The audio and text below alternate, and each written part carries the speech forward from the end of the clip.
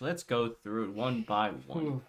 Tesla stopped union organizing, according to Vox. This includes letting the security harass workers who were passing out union pamphlets in the parking lot, repeatedly interrogating union organizers, and eventually firing one of them. The Starbucks CEO would be fucking gushing over this right now. Steven Nelson.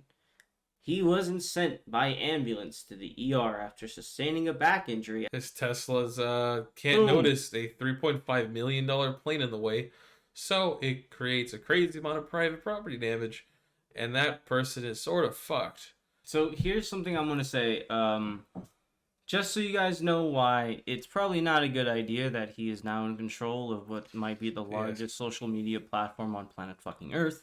Here's a few things about his personal history and his history with Tesla workers and free speech. Let's go through it one by one. Tesla stopped union organizing, according to Vox. This includes letting the security harass workers who were passing out union pamphlets in the parking lot, banning employees from wearing pro-union t-shirts and buttons, repeatedly interrogating union organizers, and eventually firing one of them. There's another one. The Starbucks CEO would be fucking gushing over this right now. He'd be like, oh, of course. Musk threatened to take away stock options for unions, and he says, the majority of workers at Tesla don't want a union, and why do we want to pay for union dues?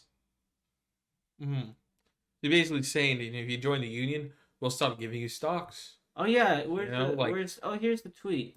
So there's a tweet that he's been told to take off for a long time. Still hasn't. I mean, it's essentially a threat.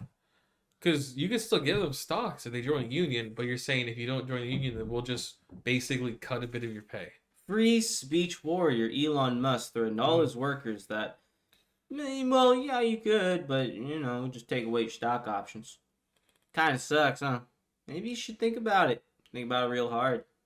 And he got 2,000 likes. It didn't even fucking ratioed. So all his little dick-sucky fans are cool getting pegged by him. Alright. So another few other things he did. So he commonly misadvertises his own product, the self-automated driving. The problem is that when you call it this, and this is a common complaint, it implies that it can do it on its own when it can't. Yeah. As you've seen here. The son of a bitch car quite literally can't drive itself. Yeah, his Tesla's can't notice a $3.5 million plane in the way, so it creates a crazy amount of private property damage, and that person is sort of fucked. Yep, he is very fucked. So probably a lot faster than taking an Uber, but man, at what cost? Oh. So what else does he do that makes him evil? Well, here's another one. It was back in 2018 at the launch of the Model 3, according to Business Insider. All his workers were working 100 hours a week in order to ramp up production. So that means that every day these people would work 14 hours a day on average without any days off. And this common word for this is crunch. And before you guys say these are passionate people, crunch is usually a product of coercion. It's usually a product of the boss saying, stop being a bitch. Yeah. A job places do this to you all the time. They basically say, man up. You can take on the extra hours. I've done it before, so you should do it too. Hey, we're a family here. We're trying to do the best for everybody. And then at Tesla, they probably even give you some bigger, grandizing words saying, oh, we're here. We're trying to change the world. You're not part of the mission. Are you not here for the world? Yeah, we're trying to make electric cars here. If you're not part of the game, then game over, man. You got to leave. He makes the workers, well, I guess he doesn't, but he controls it. The workers in Shanghai work about 12 hours a day, or roughly 100 hours a week, according to the Observer. Doesn't seem very. They sleep there. Oh God. They sleep in the factory. Then there's another one who reportedly named Steven Nelson. He wasn't sent by ambulance to the ER after sustaining a back injury after a car, or I think it was a back hatch of a Tesla, fell on his back. He had to call his girlfriend in order to send him to the hospital. because Jesus. and he was still threatened by his supervisors to come in the next day because they want to keep his injury off the books, and they didn't want to call an ambulance for basically the same reason. They want to keep it off the record because they have the worst safety violation. They have the most safety violations of any car manufacturer in America, according to Forbes. The thing is, if you get hit on your back, that'll be a horrific workers' compensation case for their company.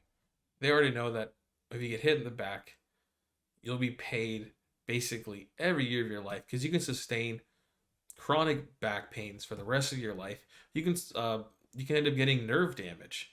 Imagine it's your lower back. Now your legs will feel a tingly sensation because it like damaged a nerve. These are car parts falling on the dude. So yeah, and we can keep going. This keeps fucking going. This guy's an actual fucking villain, but like not a good villain. Here's a let's see.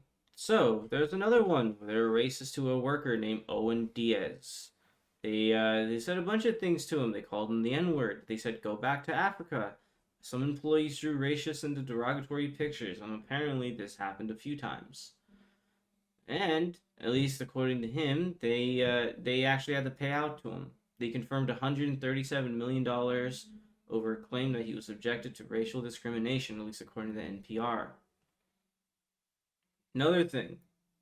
So again, like, well, I mean, he's all about free speech, right? Yeah, again, you can say whatever you want to the black employees here at Tesla. But you got to pay for it because you're not allowed to do that. He's done a lot of things that are very questionable, maybe even illegal things, and all of them have essentially fucked over people underneath him. He's not going to treat this one any better. Oh yeah, and then look at this, just so you know, look at that fucking giant number. Yeah. That's you have to combine them all. He only has 15,000 employees. No, cumulative. No, it surpasses it actually. Jeez. Like the raw number of them, yes, but like the actual money they paid out. So that means that they were probably more severe fines then. Yeah, I mean a lot of. Just compare everybody. 18 OSHA violations. Tesla 54. Jesus fucking Christ. Warrior free speech. Elon Musk has hated unions and anything pushing for worker rights for the last. He doesn't produce nearly 10 years. Doesn't have nearly as many employees, but he has like 3 times the amount of OSHA violations. Yeah. Jesus Christ. And these are more or less hearsay, but at least according to I believe the website was called Revealed News, that the story of Steven Nelson is not actually a completely isolated incident. Apparently, it is unofficial company policy, or at least allegedly, to not send people home in ambulances at all, but to send them in lifts. Yeah, Lyft, where they, first of all, probably aren't even going to be paid for basically being your ambulance. Yeah, being your ambulance. You get no emergency care, mm-hmm. So you will die in the backseat of a stranger's car. And they don't have EMT training. Like, they're not going to be able to help you if you're bleeding out or if you have severe back damage, like the other dude who got hit in the back with a car part. Let's say you get hit in the head and you have a concussion. Will they be able to like help you out on your way to your fucking deathbed in the hospital? No. They won't. You'd probably just end up dying in the lift if you have a serious injury.